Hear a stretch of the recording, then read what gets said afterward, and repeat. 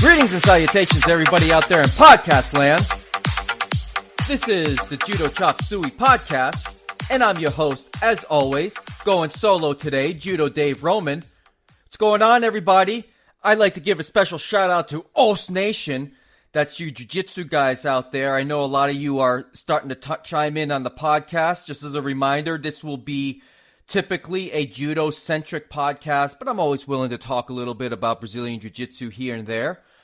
Now, speaking of Brazilian jiu-jitsu, during the week on Wednesday, I went to a Brazilian jiu-jitsu club that was practicing judo. And not only were they practicing judo, it was promotion night for them. Well, we're moving on now. Now, this particular club is Ybor City Jiu-Jitsu in Tampa, and they've got a weekly judo class. Actually, they practice 3 times a week, and on Wednesday, they had promotions for a lot of people at their club. Now, I got to tell you that this particular club this was the largest adults-only judo club I have ever been to in my life that was not a clinic. I counted, there was about 25 adults on the mat. And this is a huge mat space, and it was completely full of adults, both younger guys and older guys. I think the youngest kid there was 18, and it happened to be Judo Joe's son, who got promoted to EQ. Congratulations to you. His wife got promoted to EQ, and most importantly, well, I shouldn't say most importantly, but it was a very special moment for me to see my friend Judo Joe get promoted to Shodan. Now, if you guys don't remember, if you have a short memory, if you got bumped on the head, Judo Joe is the guy that co-hosted with me on last week's episode, and he will be back at some point. I haven't decided when, but there's no way I can keep him off the mats. I thoroughly enjoyed having him on the program, and I enjoyed talking judo. I enjoyed his perspective on things. I enjoy everything that he talked about and the alternative points of view he brought onto the podcast. But it was a pure joy for me to see him get promoted to Shodan. It was a promotion that was long overdue, and hey, gotta admit, it almost brought a tear to my eye. Almost. I'm not a wuss, but it almost brought a tear to my eye. I was very happy for him, his family, and everybody else at the club that got promoted. Some guys got promoted to yellow belt. Some guys got promoted to brown belt. Just an overall fantastic night at this place, and I was very, very happy to be a part of it. I don't want you guys to think that I've quit on my judo club. That's not it. I let the sensei know at the club that I assist at that I was going to be at this particular club because I wanted to be a part of something special for my friends, and it was really a remarkable moment. And to tell you the truth, it was the first Shodan promotion I have been a part of since my own promotion. I've not been to another promotion where somebody got promoted to Shodan, so it was just really an overall special night. I got to randori with my favorite training partner, and you know the thing is, what's so funny, I don't think she's actually done judo in years, to be honest, and she was still awesome. I mean, she was just, and I know she would tell you that she was off, out of practice, and certainly maybe her timing wasn't right, but man, it was just being able to grip her up again and move around. It's just really amazing, her skill level and ability, and it was just a real joy to be on the mats with her again. I got to randori with Joe. I got to randori with his wife and his son.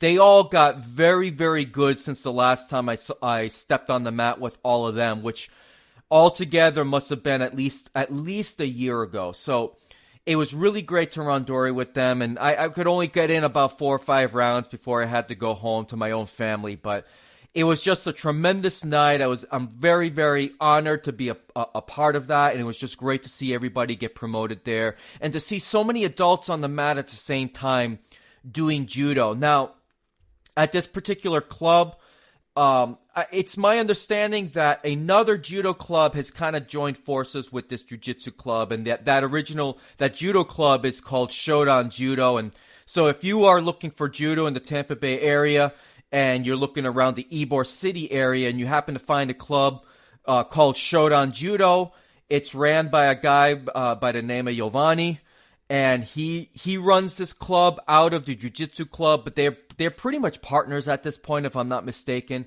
But anyway, Giovanni's a very nice guy. They've got a lot of experienced judoka. I think, gosh, I would venture to guess you with the older gentleman there, they've probably got at least 200 years of experience combined of judo. So it's a lot of experienced people there, a lot of enthusiastic training partners there. It's just a really, really great environment. And like I said before, I was very, very happy to be a part of that. Now, I was able to do some training. So I went there on Saturday after Joe and I did the podcast. I did some randori there. I went last night. On Monday, I had my regular class over at Riverview Judo that I assisted in. I taught a nice little turnover that I learned from Superstar Judo called the Fallon Roll. I tell you what, if you guys don't know what the Fallon Roll is, I highly suggest you look it up because it is one of the most niftiest turtle turnovers I've ever seen. And Craig Fallon says when done right, it's unstoppable.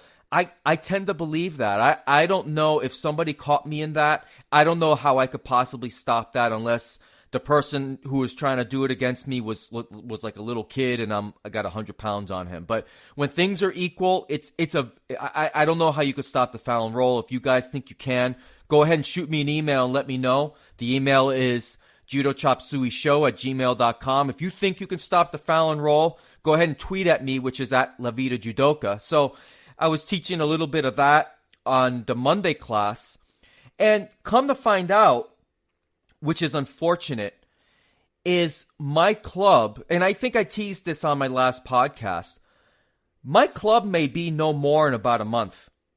And that's not because of the sensei throwing in the towel or anything.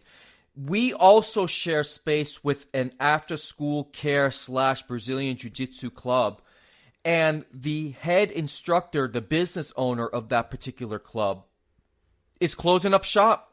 He's done with the after-school care. He's done with teaching jiu-jitsu. He's a very experienced brown belt. I believe he's going to get his black belt in jiu-jitsu sometime this year. But as a business, as being a business owner, he's done. I can understand that. You get to a point in your life, especially when you hit your 40s, if you've been doing the same job for years and years and years, you get to a point in your life where you want to spread your wings and do something very different. So I'm not sure where his travels will take him. I think he's got other business interests on the side that are completely unrelated to training. But we found out late last week that he's going to be moving on from jiu-jitsu, which means he's going to be closing his doors, which also means that puts our judo club in a tricky predicament. And I'm sure many judo clubs around the United States, I can't speak for the rest of the world, but I know many judo clubs out of the United States rent space at a very affordable price out of churches. I've heard some places out of Buddhist temples or some community centers, or even they share some space with Taekwondo schools or Brazilian Jiu-Jitsu clubs. And this can be a challenge when you're dealing with a small club. Like mine is a relatively small club. I don't think there's more than 10 paying members. So that's not enough to maintain the rent at a typical place, which oftentimes exceeds $1,500, $2,000 a month. And I know for a fact that we do not generate that kind of income in membership dues to keep the club open. So I don't know what the sensei's going to do. And I tell you what, I mean, seeing this situation, it makes it very hard. And in a way, I'm glad I am not a head instructor because it really is a tricky predicament. And I'm willing to help as much as I can. But, I've got my own career. I've got my own family. And I don't know how much I can commit financially and time-wise, especially if the club moves, let's say, far away, more than an hour away from where I live and such. It can be tricky. It's a tricky situation. It's an unfortunate situation. When I got to this club, it was the perfect situation. The club is 2 miles away from my house. I can get there early. I can stay a little late, and it doesn't impact my personal life at all. I can get there at a time that I normally doesn't interfere with work, or work doesn't interfere with training. So that may all change for me in the very near future, in a month or so. So I hope the head instructor can find a place. I'm willing to help in whatever way I can. But, if it comes down to me, having to shell out, $300 a month or whatever to keep a club going, I can't do that. And I know a lot of parents out there who are a part of this club certainly can't jump from, I believe we charge $80 a month. I think, I'm not even sure, but I know those parents can't all of a sudden jump from $150 or $200 a month to support the rent for a building, even if they could with 10 students, with a lot of rents in the Tampa Bay area. You're looking at $2,000 a month, $1,500, $2,000 a month, and then you got the utility bills on top of that. It's a sizable chunk, and I don't know. I mean, I've suggested maybe looking at the community recreation center. I know some places have space there, but then that means we have to bring our mats every single time. So there's a lot of challenges involved. Now, if there's anybody out there that has experienced this kind of stuff that can maybe provide some insight and maybe some advice, feel free to shoot me an email or reach out to me on Facebook or hit me up on Twitter or something, because if you guys can put in an idea, or give us an idea that we may be overlooking, let us know, because I would hate to see our club close. It's been a convenience for me, and it's been an absolute honor and joy to teach the kids that show up to the class. So, even though the past couple of weeks I've been training at Ybor City Jiu-Jitsu for judo, my heart and my desire to continue in judo is with the current club that I'm at. I'm committed to that club. I just, financially I can't commit a lot, and it's a tough situation. So if you guys have dealt with any of this, shoot me an email. Let me know what happened in your situation, how you dealt with it. This isn't the first time I've experienced this. We talked about this on the podcast last week, that my judo coach struggled with this very thing. It was hard for him to maintain a club, and eventually those doors had to close. So, you guys have any insight, go ahead and let me know. Now, before I continue on with the rest of this podcast, there's a couple of things that I need to get off my chest that is not judo related. I'm sure all of you can relate to those situations where you get a song in your head and you can't get it out of your head. And I've had this song in my head for 2 days, the Safety Dance. Does anybody remember the Safety Dance by Men Without Hats? I think it was Men Without Hats or something like that.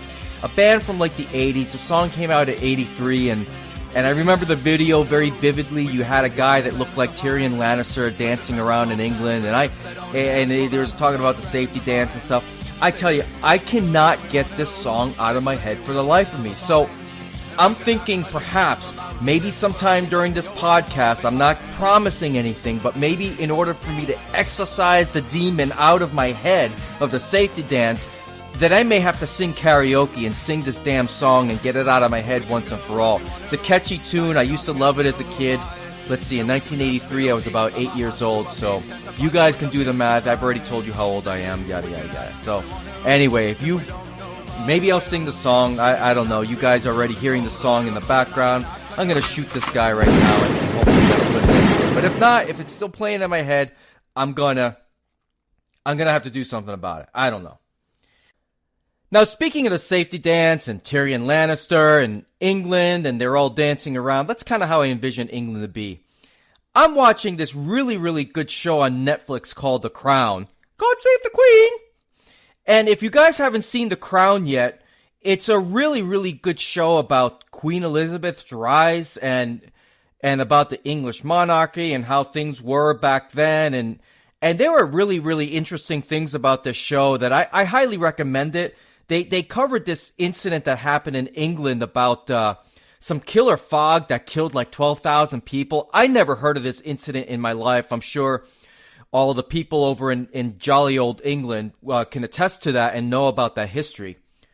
It reminds me, is England really jolly? I have no idea. I've never been there. One day I'll go over there and see Big Ben and visit all the sites and maybe wave to the Queen and Prince Charles and all that good stuff. But that's a really good show. What is not a good show, and I hate to say it, have you guys seen the Iron Fist yet? That show sucks. And you know, I'm about 12 episodes in. It is really not good. Now I really liked Luke Cage. I really liked Daredevil. I love Daredevil. And I thought Jessica Jones was fantastic, but man, they missed the mark on Iron Fist. And look, guys, if you're interested in seeing the show, be my guest. But this is one of those shows that might have appealed to me back in the day when I was watching The Karate Kid and I was watching Steven Seagal movies. But this show just has a lot of ridiculous martial arts tropes that maybe when I was 14 years old I would have thought was awesome. But man, Danny Rand is no Michael Dudikoff. He's not even a Daniel LaRusso. I mean, this show is just a disaster. If you guys feel different, let me know. But man, just don't waste your time. I know at some point in the Marvel Cinematic Universe on Netflix that they're probably going to have some superhero team up with all the characters that they've portrayed so far. I'm hoping they do a Punisher at some point because the Punisher in season 2 of Daredevil was pretty awesome. But I'm telling you, if you really feel like you need to see this, go right ahead. But it's not good. I wanted it to be good too, but I don't know. There's a lot of Japanese stuff in it, but it's like kung fu as well, and like they went to some warehouse to take out like the bad guys, and the guards outside the warehouse have swords and stuff. Like, come on, this is the 21st century. If you're gonna be a bad guy in China, you're gonna break the law and have guns. You're not gonna be walking around with katana blades and scythes and things like that. It's just ridiculous stuff. So here's my public service announcement for the week. Don't bother watching Iron Fist. You'll be highly disappointed. But if you must see it and you feel differently about it, or if you've watched and you feel differently about it, go ahead and shoot me an email. Anyway, now on to some judo-related topics.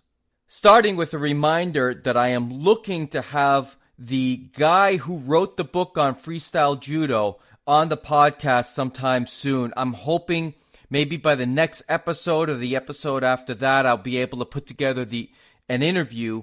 But I want to offer you guys, the wonderful listeners that you are, an opportunity to shoot me any questions that you may have for one could argue the founder of freestyle judo is Jigoro Kano, but you know what I'm talking about. The guy who wrote the book on the rules for freestyle judo. I would like to give you guys an opportunity to shoot me questions that you'd like for me to ask him. Now, I'm certain I'm going to cover most of the questions that you guys already have, but it's important for me to get the word out about freestyle judo because it's something different.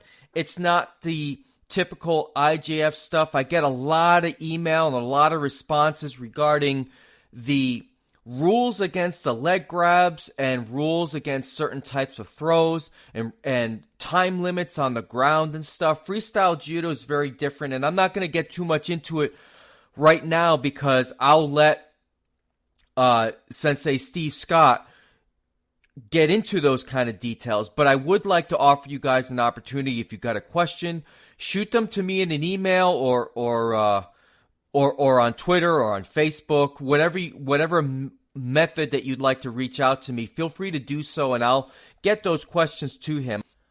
For those of you who may not have noticed, the Antalya Grand Prix, hopefully I got that name right, Antalya in Turkey, the Grand Prix took place last weekend, and I don't know if you guys had a chance to see it. I did see some of this tournament. I'm going to review some of the matches that I thought were worth watching, but again, I said this last week, whenever France and Japan are not in these tournaments, it loses a bit of pizzazz for me, if you know what I mean. It just doesn't have the same feel, and it doesn't mean that the athletes and what they accomplish on this particular tournament it doesn't diminish their accomplishments, but it's just not quite the same. I don't, I know the national championships in Japan were a couple of weeks ago, and perhaps some of the athletes are preferring to recover from that. I know there's going to be another IJF event in Russia in May, and I believe there's going to be one a little bit after that, finally coming over to this side of the world in Cancun in Mexico. Now, I don't know if you've ever been to Cancun. It's decent, I guess, for a Mexican city. I've been there twice from my cruise, but the port area for Cancun is really nice. But once you start getting out in the outer city, it's decent. I'm sure it's got other nice areas, but I just because it's on this side of the world doesn't mean I'm going to make it over there to watch the tournament live. That's not going to happen. But so those are the next two IJF tournaments happening. I'm curious to see if France and Japan will appear at any of those tournaments. But again, I'm not trying to take away from the accomplishments of the athletes in this particular tournament. Most notably, Lukas Kerplik of the Czech Republic finally won his first gold medal of the year in his new weight category, which is the over 100 kilo. For those who may not remember, he won the gold medal in Rio for the under 100 kilo division, and he decided to move up in weight to compete in his new division. Perhaps, I don't know all the reasons behind that. I'm sure the main man over in the Netherlands, Hans van Essen, knows exactly why he decided to move up. And if you don't know who Hans van Essen is, you should, because he is the founder and site maintainer of JudoInside.com. He actually wrote me a very nice email earlier in the week that I may get to later on in this podcast. But he could tell you all about that stuff. I'm sure if I were to go dig deep in the archives of JudoInside.com, I could find out exactly why Lucas decided to move up in the next weight category. But either way, it doesn't matter. It's his first gold of the year, and he's making his claim in that division. Again, when you don't have Japan there, you really don't know how he will fare ultimately as these athletes are slowly marching toward the World Championships. So it's a good win for him. He gets the points, he gets the money, he gets the girls. Oh, I don't know if he gets the girls, but he gets the money and he gets the points and he gets the gold medal. So very good for him. Now, I want to run down some of the matches that I saw in this tournament. And look, guys, I got to tell you, there were a lot of duds in this tournament. It was not an easy task looking through a lot of these matches, but this is what I'm here for. I'm here to give you the good and the bad. And there is some bad in terms of what looked to be pretty gruesome injuries. I don't think anybody is going to be out any length of time, but to give you an example, if you want to check this match out, the under 66 kilo repechage match between Sandal of Turkey and Shamalyov of Israel. Now, Sandal was thrown with Uchimata and landed on his head in a really gruesome way. I mean, if you want to, we're talking about yuck factor for sure. And I'm not saying that's a highlight, but the throw was really nice, but man, he landed really, really awfully there. And I got to tell you, this is, if I were to describe this tournament in some of the men's contests, this is the headbanging tournament, because the under 73 kilo bronze medal match between Haydarov of Azerbaijan and Jakova of Kosovo. I mean, Haydarov threw with a Kataguruma, which, okay, I'm going to get yelled at if you watch this match. I know it's not called Kataguruma, but this goes back to the whole complaint about naming judo throws properly and stuff. I'm calling it Kataguruma. You can call it whatever you want. Looked like Kataguruma, and Jakova used his head to spin out of the throw, and that was an instant Hansokumaki. Kids, don't try that at home. You'll get Hansokumaki or worse, and it didn't look like he got injured there, but he got immediately called Hansokumaki, and I love some of the athletes' responses. They're like, "What did I do?" Another gruesome match. This was probably the worst, like, fall on the head banging match here. Between Boboev of Uzbekistan and once again Jakova of Kosovo. Now Jakova lost that other match I was just talking about. He won this one with a beautiful Harai Goshi, and I tell you what, Boboev's head, he either used it deliberately to get out of the throw or something, but his head just bent backwards in a really gruesome way. Almost made me want to throw up, and just disgusting. If you want to see something gruesome in a judo tournament, go ahead and watch that match.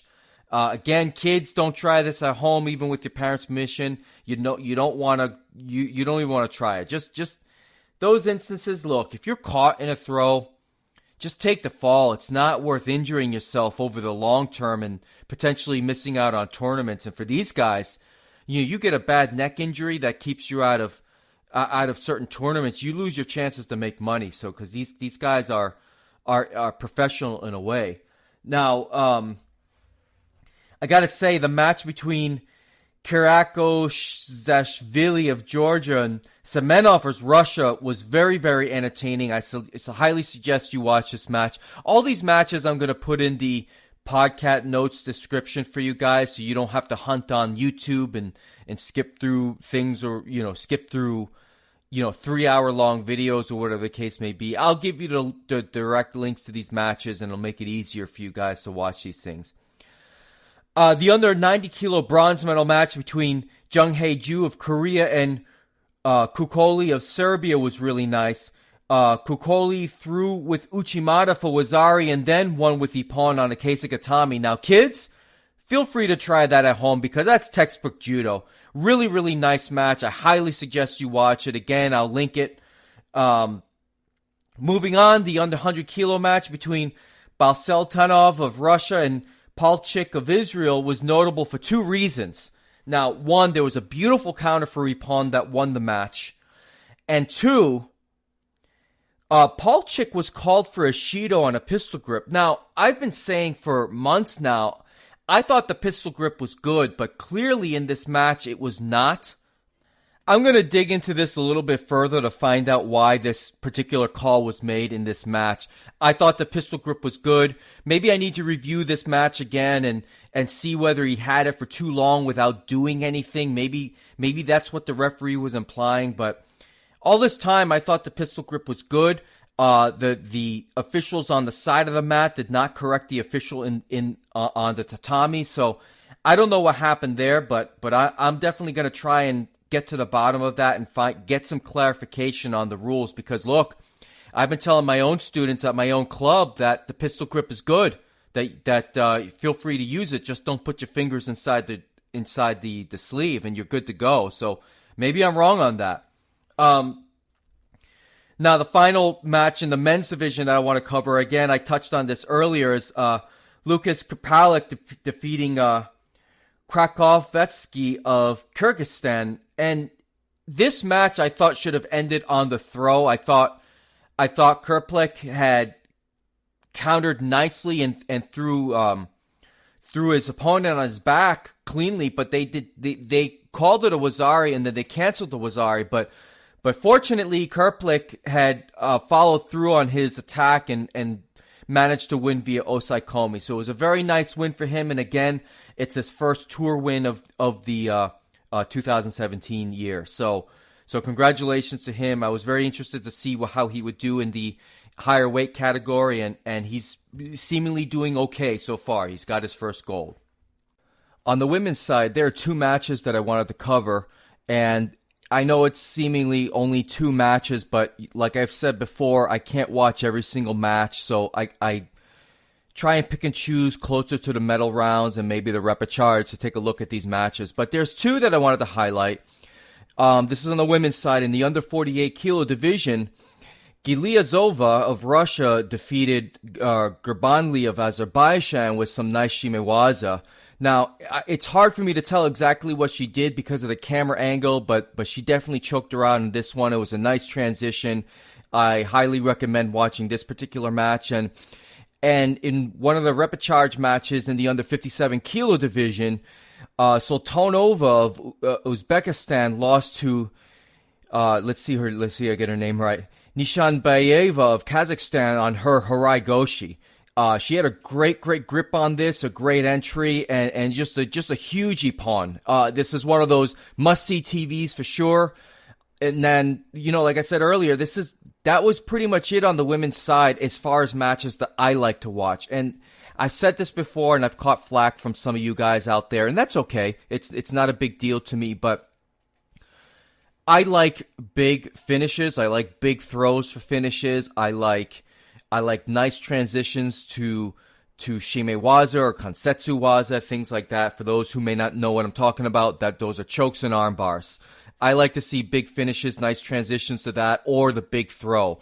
And I'm not, when it comes to breaking down some of these matches that I watch, I can't watch them all. It's just too much. It's just like what I was talking about WrestleMania last week. Now, I watched WrestleMania for 7 hours because I was there in person. But, if I was at home, I'd make myself a sandwich or things like that and wouldn't catch literally every single thing because 7 hours is too much. And these tournaments are much longer than that if you add up all the tournament footage. So I try and catch the highlights.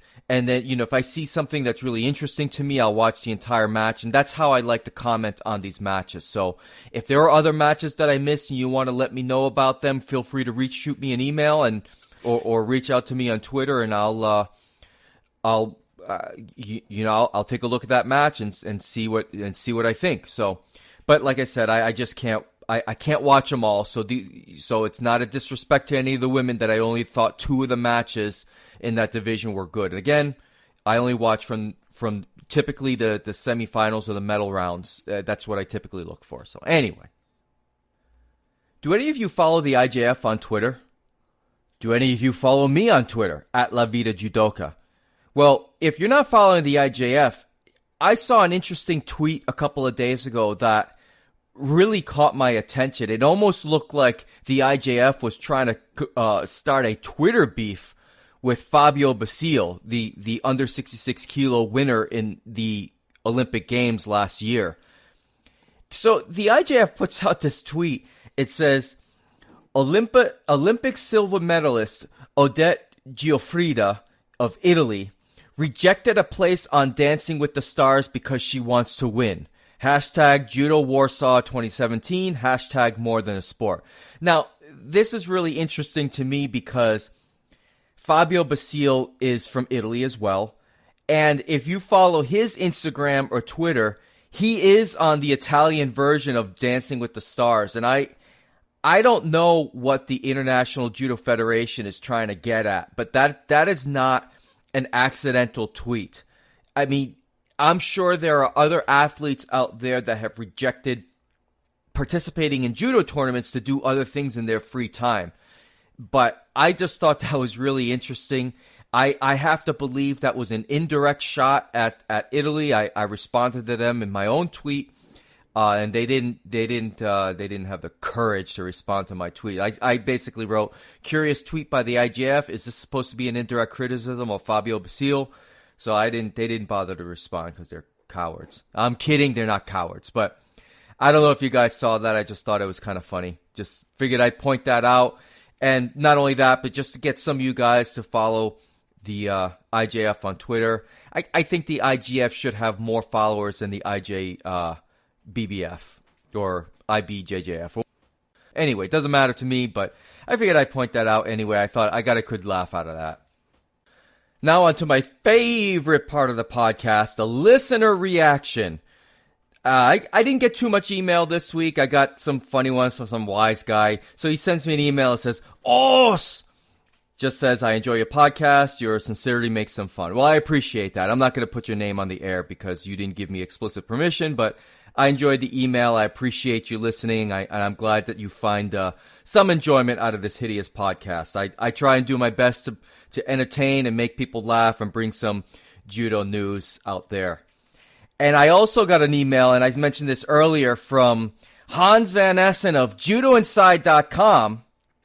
Now, I can't read the entire email because it's very lengthy, and it would probably take me about 15 minutes to read it, so I'm not going to bore you with that. But Hans did provide me some insight that I thought was interesting on how he covers the events. It was actually a little bit disappointing to read because I personally wanted to believe that he's the lord of time and space and able to transport himself to any judo tournament in the world. But it's a lot simpler than that. It's more along the lines of he follows a lot of the events online himself and gets to watch those from the comfort of his own home. Now, he did indicate to me that he has visited countless events in the past, but with improving media, it's possible to enjoy and report from my office in the Netherlands and still be the first with some trendy stuff. Finger in my nose. I've never heard that expression before. I've heard a finger on the button, but not finger in the nose. But maybe that's a Netherlands thing. I don't know. He also indicates to me that what's next on his agenda is to cover some of the continental championships happening throughout the year. Probably there's been a few. I believe there was an African Open Championship happening this weekend, or maybe it's already happened. I'm not quite sure. I've been following him on Twitter. That's the Judo Inside Twitter feed, and seeing some of his updates from the event that he's covering. And again, I apologize, I don't exactly remember what event that is, but he indicates here in the email that his wife helps him a lot. I think that's really nice. He links all the multimedia. He's got over 60,000 photos and 40,000 videos and daily news on judoinside.com. So that's one of the reasons why I go to that site a lot, because he's got a lot of great stuff. I mean, between his site and judobase.org, and there's the fellow, I'm not sure where he's at, but Unyo, he's got judocrazy.com. I think he's got some really nice sites out there, and there's some good judo content out there. And it seems like whatever Hans doesn't cover, judocrazy.com tends to do a good job with some of those other things. I got the results of the All Japan Judo Championships, the weighted category, which happened a couple weekends ago, from Judo Crazy. So they both do a pretty good job, but man, I gotta tell you, Judo Inside is the first place I go for any sort of news. So a lot of times I'll see something on there, and then I almost use it as podcast fodder to talk about. I don't do that too often because I don't want to just rip off of other people's work. I'd say almost everything that I talk about is my own, just my own reading and such, but Judo Inside certainly provides a lot of great content for me to talk about, and well, not for me to read, and sometimes I talk about it. Most of the time I read because I'm not sure how much interest you guys have in some of these lower level tournaments that happen around the world. Now, I'll do my best to cover the U.S. Open that's going to be happening in July down in Fort Lauderdale. And I talked about this a little bit last week on the podcast. I will not be able to make it down there to watch the action. It's just Fort Lauderdale is too far for me, and it really takes me away. I can't be down there 3 or 4 days and be away from my family and my job to talk about a judo event that probably half my listeners could care less about. And what I mean by that is literally half my listeners, because half of you guys are from the United States and the other half of you guys from the rest of the world. So this is a very global podcast, and I try not to spin things from just an American point of view. That's why I like covering all of these events myself, because I think I have to cater to a global audience, and it's a global audience that I'm very, very grateful for. All right, so let's see. Where are we at in this hideous podcast? 38 minutes, 27 seconds. And, I think I'm going to give you guys a break this time around, because my last podcast was like 2.5 hours long. I'm sure for you guys, man, I'm sure some of you guys are still listening to that podcast. It was super long. So I'll do you guys a favor and keep this one a little bit shorter than I usually do. So for those of you who celebrate Easter, I'd like to wish you a happy Easter. If you don't celebrate Easter, I hope you guys have a good weekend with family, friends, loved ones, pets, animals, however you want to spend that weekend, training at the club. Hope you guys have a good weekend. I hope you guys have a good rest of the week. Train hard. Stay safe out there. And until next time, I'm out. Oppan Gangnam Style. Gangnam Style. Oppan Gangnam Style. Gangnam Style. Oppan Gangnam Style. Hey, sexy lady. Oppan Gangnam Style. Hey,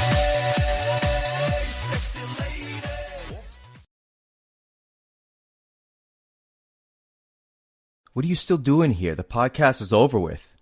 I mean, what do you want? I said it was over. All right. I know I teased karaoke a bit, so if you guys really want to hear karaoke, here it goes. The safety dance.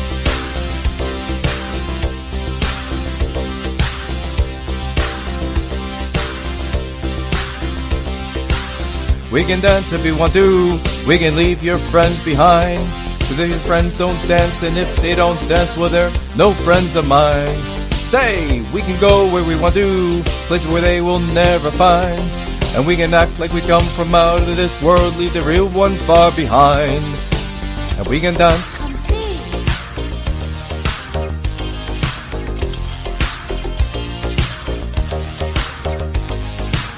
We can go when we want to, night is young and so am I. And we can dress real neat from our hands to our feet and surprise them with the victory cry. Say, we can act if we want to, if we don't, we'll bloody will. And you can act real rude or totally rude, and I can act like an imbecile. And say, we can dance, everything's out of control. We can dance, they're doing it from pole to pole. We can dance, everybody look at your hands. We can dance, everybody's taking a chance. The safety dance, oh well the safety dance, oh yes the safety dance.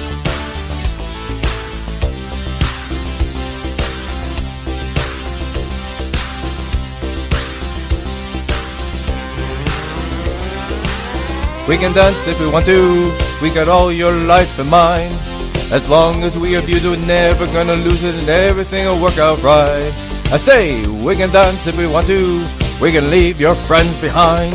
Because your friends don't dance, and if they don't dance, well, they're no friends of mine. I say, we can dance, everything's out of control. We can dance, they're doing it from pole to pole. We can dance, everybody look at your hands. We can dance, everybody's taking a chance. Oh, well, the safety dance, hey, it's a safety dance. Well, the safety dance, hey, it's a safety dance. It's a safety dance, yeah. It's a safety dance, it's a safety dance. Oh, it's a safety dance, oh, it's a safety dance. Oh, it's a safety dance. Oh, it's a safety dance.